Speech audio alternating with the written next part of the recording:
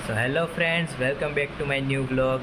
उदयपुर के जो सारे व्लॉग्स थे वो सभी ख़त्म हो चुके हैं और आज के इस व्लॉग से हम स्टार्ट करने जा रहे हैं कुंभलगढ़ की जर्नी। बहुत अमेजिंग रहा कुंभलगढ़ का सफ़र और वहाँ के नज़ारे बहुत अद्भुत थे। आई एम श्योर आपको भी देखने में मज़ा आएगा। So let's start.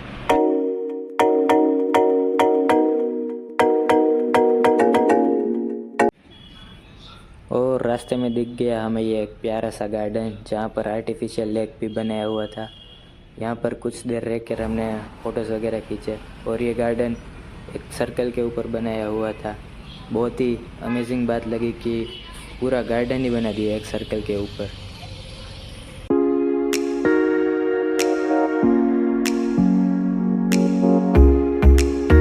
और रास्ते में हमने लिया है हल्दी घाटी की तरफ एक छोटा सा स्टॉप। इस जगह का नाम है चेतक स्मारक। चेतक जो कि महाराणा प्रताप के घोड़े थे, उनकी समाधि इस जगह पर बनाई गई है।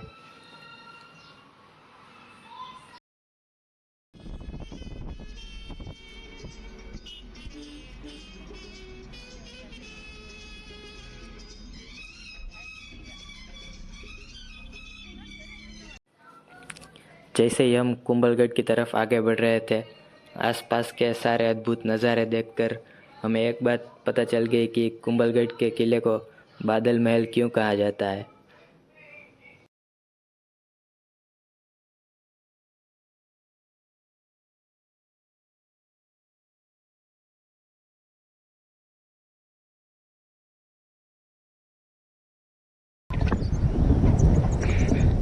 हाँ, और ये मैं आसमान की ऊंचाइयों में बहुत ऊंचे, पूरा कोहरा ही कोहरा, चारों तरफ कोहरा ही कोहरा है। मैं आपको एक बात बता दूं कि कुंभलगढ़ किले की जो टिकट की प्राइस रहती है वो 50 रुपये होती है पर पर्सन के।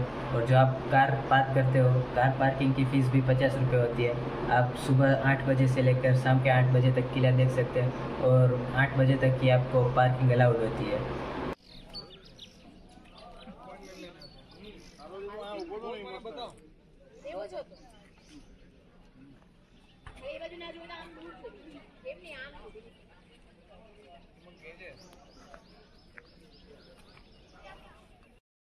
फ्रेंड्स, कुंभलगढ़ किले में हम आ चुके हैं।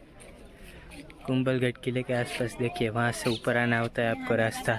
यहाँ से लेकर कुछ इस तरीके से ऊपर रास्ता जाता है पूरा किले की ओर। आप देख सकते हैं कुंभलगढ़ का किला फ़िलहाल चारों तरफ से बादलों से घिरा हुआ है। पूरी तरह से बादलों ने किले को घेर रखा है। इसीलिए कुंभलगढ़ किले का दूसरा नाम है वो बादल महल रखा गया है। बादल हर वक्त किले पर छाए रहते हैं, इसीलिए किले का नाम बादल महल है। जैसे ही हम किले में आगे बढ़ रहे थे तो वहाँ पर बारिश शुरू हो गई थी। बारिश के कारण हम कुछ देर यहाँ पर रुक गए थे और अब बारिश जा चुकी है तो हम चलने लगे हैं। पूरा इस तरीके से चल के जाना है ऊपर तक। कुंभलगढ़ किले में आप अपनी गाड़ी नहीं ले जा सकते, गाड़ी नीचे पार्क करनी पड़ती है और ऊपर तक पूरा किले में सिर्फ आपको चल के ही जाना पड़ता है। कुछ इस तरीके से रास्ता बनाया गया है कुंभलगढ़ किले का, जहाँ से जिगजैग फॉर्म में आपको चलते हुए ऊपर तक चढ़ना पड़ता है। यहाँ से भी इस गेट से होकर चढ़ते ही जाना है और यहाँ से नज़ारे देख सकते हैं। पूरी तरीके से बादलों से घिरा हुआ यह बादल महल। और यहाँ से इस गेट से हम पूरी तरीके से किले में ऊपर एंट्री ले चुके हैं। इस तरह से चौराया बना हुआ है किले में एंटर कर। बादल महल के इस कमरे में बहुत ही ज़्यादा अंधेरा था। सिर्फ छोटी छोटी 2-3 खिड़की बनी हुई थी। इन खिड़कियों से वाकई बहुत ठंडी हवा आ रही थी क्योंकि आसपास पूरी तरह बादल थे। ये हम किले के टॉप पर आ चुके हैं जहाँ पर सिर्फ बादल ही बादल थे पूरी तरह से। अब हम वहाँ से नीचे आ चुके हैं तो बादल थोड़े से हट चुके हैं। यहाँ से कुछ नज़ारा साफ दिखाई दे रहा है। यहाँ पर बादल कम हो चुके हैं और ये जो हिस्सा देख रहे हो वहाँ पर किले के बहुत सारे मंदिर बने हुए हैं। और ये जो दीवार देख रहे हो वो ग्रेट वॉल ऑफ इंडिया है। जी हाँ, कुंभलगढ़ किले की दीवार ग्रेट वॉल ऑफ चाइना के बाद सबसे बड़ी है।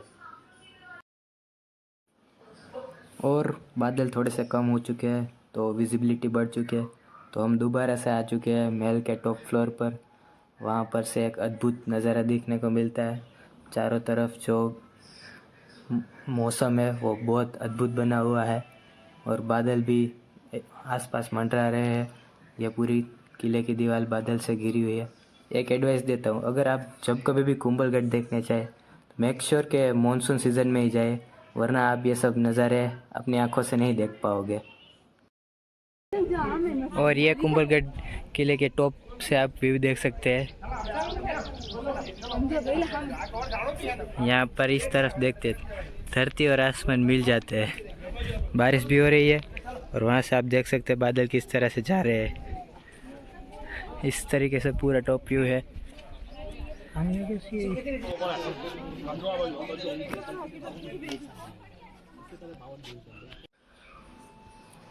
ये देख सकते हैं कुंभलगढ़ किले की दीवार है, जो कि बहुत ही लंबी है और बहुत विशाल क्षेत्र में फैली हुई है। ग्रेट वॉल ऑफ इंडिया के नाम से भी वहाँ के लोकल लोग इस दीवार को बुलाते हैं।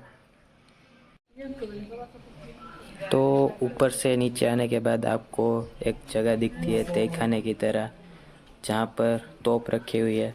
यहाँ पर लगभग जो तोप रखी हुई है उन सारी तोपों की कंडीशन इतनी अच्छी नहीं है, टूटी फूटी है कुछ तोप। सिर्फ एक ये तोप मुझे अच्छी कंडीशन में दिखी।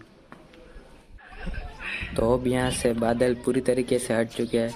तो ये सब बंदर किले के आसपास वापस से आ चुके हैं।